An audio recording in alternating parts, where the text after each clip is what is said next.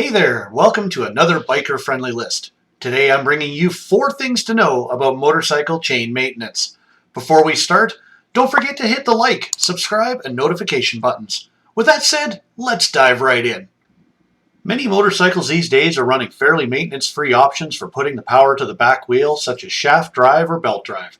Stay tuned for one of our upcoming videos where we compare the different options. Today though, we're talking about chains. In my opinion, this may be the best option for putting the most power to the wheel, but it also requires the most maintenance. Failure to properly maintain your chain can result in a variety of problems. Best case scenario, you wear your chain and sprocket out 3 to 4 times faster than normal, are constantly having to adjust the chain, performance becomes an issue for your bike, and you get stranded on the side of the road. Worst case scenario involves your chain breaking at speed, where you could destroy your gearbox, swing arm, engine, or even your leg. Chain maintenance involves more than a quick bit of chain lube when the chain looks dry or after you've washed the bike and pressure washed all the grease and grime off the chain in the process. The first thing we want to do is examine the Freeplay on the bottom run of the chain.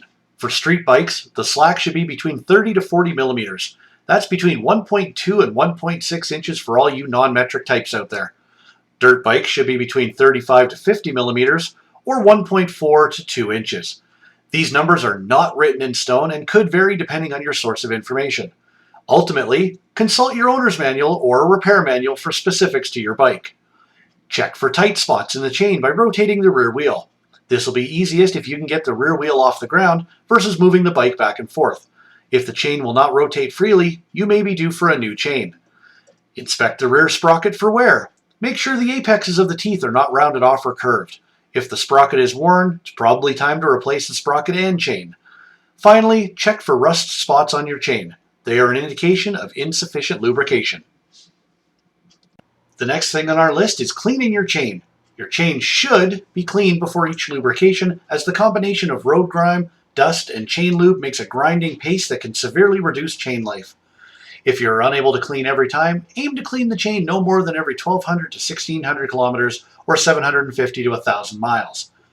Never use petroleum-based cleaners or metal wire brushes, as they will damage the chain. Get something specifically designed for the job and go for a spray-on, rinse-off cleaner. If the chain is extremely dirty, go over the links with a soft nylon brush or sponge, then rinse off with clean water. You wouldn't brush your teeth with a wire brush? Don't do it to your chain.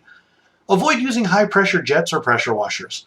Unlike using a water pick to floss your teeth, high-pressure water on your chain can damage the chain ring seals, causing premature wear down the road. Make sure your chain is completely dry before you lubricate it, same as you wouldn't apply powder to a baby's butt when it's still wet. Trust me. The third thing to know about motorcycle chain maintenance is lubricating your chain.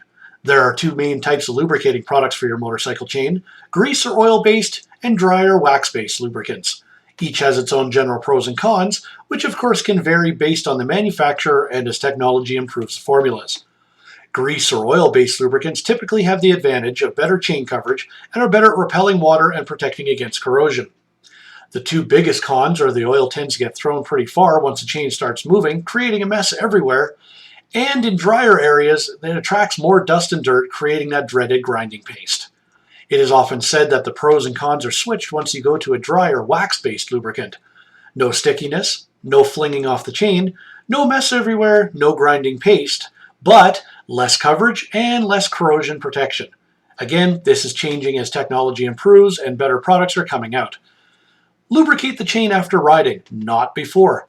This allows for the solvents in the spray to evaporate before the bike is ridden again and gives time for the lubricant to penetrate properly. Also, the longer it sits on the chain, the less likely it will get flung off like a kid on a spinning wheel of doom at the playground. Spray the chain with a thin and even coating of the lubricant, aim the nozzle at the inside of the chain, rotating the wheel until you've done at least 2 full rotations of the chain. And remember, always use a motorcycle-specific chain lube. The final thing on our list of things to know is adjusting your chain. Your motorcycle chain is an amazing piece of engineering. While getting beaten constantly with road grime, water, dirt, dust, and more, it provides a high level of mechanical efficiency while handling large amounts of power and getting that power to the ground safely. Keeping it at the right amount of tension is key to minimizing wear on the parts it touches, smoothness of the ride, and helps keep you rubber side down. Adjusting your chain is a fairly easy job, yet it is remarkable the number of riders you see with so much slack in their chain that you could use it as a skipping rope. Step 1 is to read your owner's manual. While the general rule of thumb and how much slack you should have that was mentioned earlier in the video is a good starting point, each bike is different to their specific chain tension needs. Step 2 is your tools. You should only need a few wrenches or Allen keys and sockets, bike dependent of course, and a ruler. My current bike requires a large socket to loosen the axle nut and an Allen key for adjustment. You will also need a way to get the bike off the back wheel. Step 3, loosen the axle nut and slacken off the adjusters by the same amount on each side. Then tighten up the axle nut so it only has a minimal amount of resistance. Adjustments will then be by the same amount on each side, about 1/4 of a turn at a time. Step 4 brings the ruler into play. With one end on the ground, hold the ruler against the chain at the lowest point in the slack, then push the chain up and down against the ruler to measure the distance. Don't force it, just see how much easy movement there is.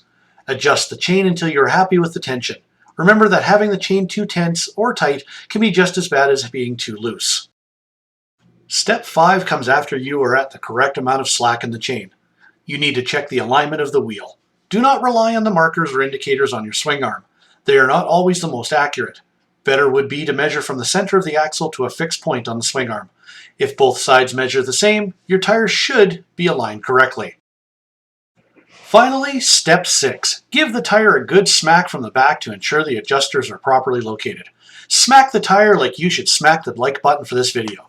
Next, double check your chain slack with the ruler. If everything is where you need it to be, tighten up your axle nut. Always use a torque wrench to finish tightening the axle nut. For the proper value to set your wrench to, check your owner's manual. Use your free hand to put some tension on the chain when you do the final tighten. This helps ensure the wheel doesn't move and mess with your positioning. So those are the basic 4 things to know about motorcycle chain maintenance. If you have any helpful tips and tricks to add to these steps, please add them to the comments below. Now get out there and ride. Thanks for watching.